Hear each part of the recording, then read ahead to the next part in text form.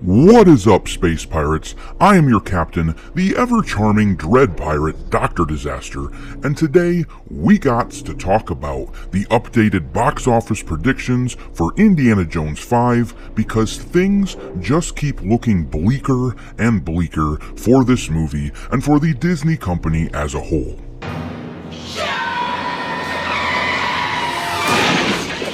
Disney is falling apart even faster than I expected. You may remember a few weeks back, before the release of the Dial of Decidedly Shitty Storytelling, that I made a prediction for how much money Indiana Jones would make at the box office. I was estimating it would do somewhere between 400 and 500 million at the global box office, which was well short of the $800 million minimum it would need to even sniff breaking even as a business endeavor.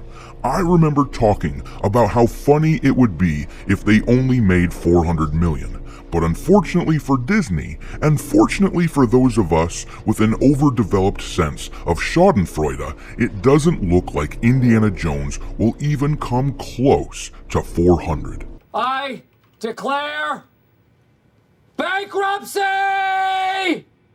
The money situation is not good for Disney. You know that things are getting bad when they start talking about this stuff in the mainstream media. Only a few years ago, Disney was this untouchable behemoth in the entertainment industry that was protected jealously by the early access journalists who will do anything for their corporate masters. But now, things have gotten bad. They have lost control of the narrative.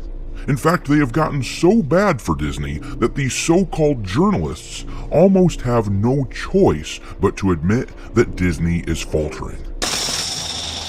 Oh no. Oh yes. In this video, we are going to take a look at a mainstream article which lays out the trajectory of Indiana Jones's box office haul, and trust me when I say it is hard to believe how bad it looks like things are gonna get. The article admits the numbers, but it does a shitty job of explaining why, because of course they are still trying to cover for Disney in the mainstream media. But then, we are going to look at another mainstream article from a writer who clearly sees the truth, that Disney abandoned its audience by becoming obsessed with identity politics. It is shocking how the author of this article just says it like it is, and doesn't seem to care about toadying up to Disney at all. So grab yourself a mug of your favorite beverage and nod along with ghoulish satisfaction as we happily delve into the misery of Disney's Lucasfilm and their awful Indiana Jones 5 experience. What?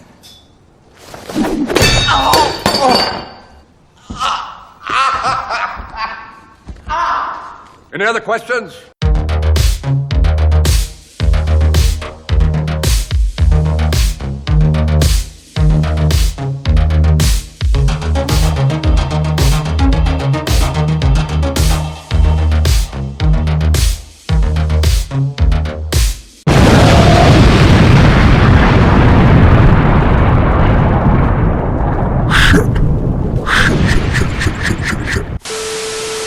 Alright, me hearties, let's have a look at this article from Forbes, Indiana Jones destined for franchise worst $300 million worldwide gross.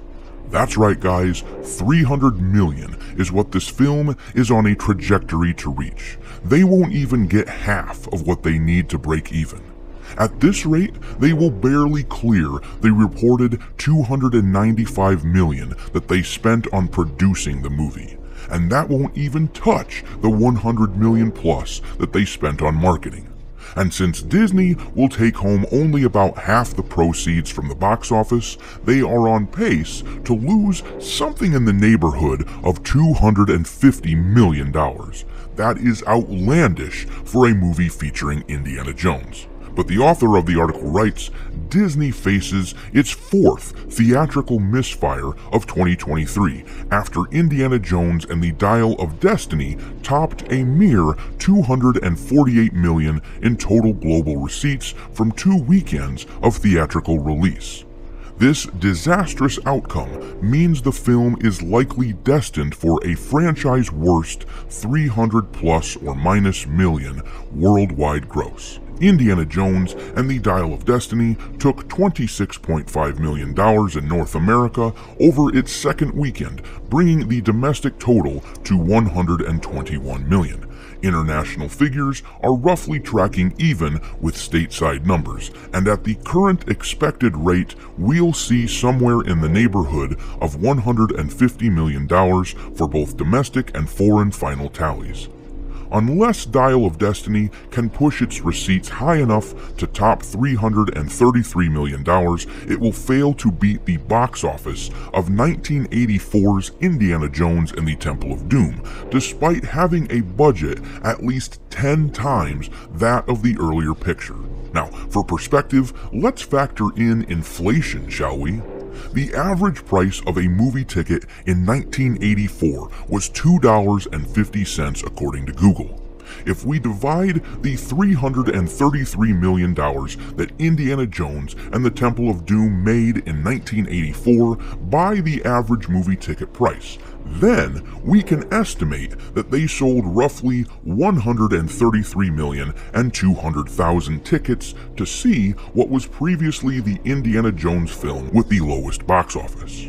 Now, fast forward to 2023, and the average movie ticket price these days is $10.45. If Dial of Destiny makes about $300 million at the box office, and we divide that number by the average ticket price, we can estimate that they will have sold 28,708,134 tickets. That is over 100 million fewer tickets than Temple of Doom. This is what I mean when I say that people are completely tuned out of this film and this franchise and the movie studio behind them. But continuing on, unfortunately, I don't expect that to happen, as it appears the high end of probable outcomes for Dial of Destiny is somewhere around perhaps 320 million if it miraculously manages to slow its inevitable weekly slide despite the arrival of Mission Impossible Dead Reckoning Part 1 this Wednesday. So, it looks like it's Indiana Jones who faces the impossible mission this week. Good one. Yep, that was a good one. Disney, typically the strongest performer every year and especially during summer movie season, has had a particularly tough year. Ant-Man and the Wasp: Quantumania, The Little Mermaid, Elemental, and now Indiana Jones and the Dial of Destiny all underperformed significantly, even though they've also still managed to bring in a combined roughly $1.5 billion. Only Guardians of the Galaxy Volume 3 at an excellent $840 million has been a big blockbuster success for Disney this year. But these are some of Disney's best players: Marvel, Pixar, Lucasfilm, Disney live-action adaptations of animated hits, and they were meant to generate upwards of $3.5 billion in worldwide box office, and at least $2.8 to $3 billion on the lowest end of expectations. And while theatrical attendance still hasn't returned to pre-pandemic levels, big Disney blockbuster tentpoles in traditionally popular release windows shouldn't be suffering to this extent compared to the competition in the marketplace. And why is that? We've been trying to tell them for a while now. This article comes so close to discovering the truth, but they are still stuck in this myopic view of the world where they can only see things through the lens of their woke groupthink. They are still stuck with the identity politics crap, as you will see in a few moments. The article says, one important lesson everyone needs to see clearly here and remember is superhero fatigue still isn't a significant factor. The declines seen in that genre are reflective of broader trends and outcomes in cinema lately. There are certainly other factors at play distinct to the superhero genre, the DCEU's bad reputation having tainted even Batman's brand, for example, But the single biggest factor is that audiences are more discerning in what they spend their movie money on nowadays, and it's not enough to assume branding will be enough to guarantee viewership. I still agree with everything they're saying here. We are definitely more discerning as an audience. We no longer swallow the garbage they want to shove down our throats unthinkingly, but unfortunately, they will not stick the landing on their reasoning here. Movies that don't know their audience and the details of those demographics, here we go, about to start talking about identity politics, and that fail to properly understand the implications of that data and how to either lean into it or find ways to improve and expand it will fail at the box office. You must know who your audience is and what they want, as well as where to find them and how to get their attention, and you must know how to deliver not only what they know they want, but also what they don't know they want. In other words, how to pleasantly surprise them within the context of what they want and expect.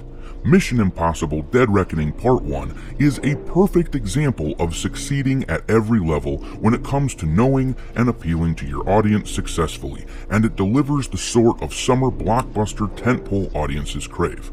People remember the previous Mission Impossible films, and they definitely remember last year's soaring success story, Top Gun: Maverick, and they've come to trust this franchise and its star to deliver the goods. When audiences have those sorts of experiences to look forward to, when they are looking at the movies coming up and picking the handful, perhaps 4, maybe 5, that they will see all year, they're going to gravitate towards people and franchises they feel they can count on most. Avatar, sign us up. Mission Impossible, we accept the mission. But another DCEU movie? Oh really? Your CEO says it's great? We'll catch you on Max, or maybe whatever other streamer you sell it to instead. This is how average mainstream viewers look at the situation now. And let's be clear, it's how viewers should look at things, right? Don't settle. If you want the best, demand it. Audiences are being trained by the best filmmakers out there and by the increasingly exceptional storytelling on streaming, up until services throw it all away, that is, to want and expect the best, and they're starting to demand it more often. That's an oversimplification, but it's also generally true. Indiana Jones and the Dial of Destiny, by all accounts, delivers a wonderful send-off for Harrison Ford's action-adventurer, including big fun sequences of spectacle and humor.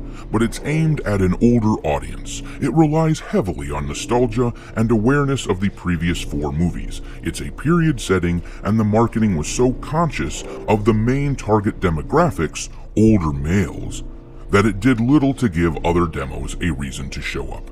So close, but they couldn't stick the landing. This movie failed, you stunted dipshit, because they did virtually everything in their power to make this movie unappealing to its target audience, because they are so focused on the message of modern corporate bullshit, they alienated us. They alienated the evil older males. That is the primary difference between a film like Indiana Jones 5 and a successful movie like Top Gun: Maverick, which has the same target audience.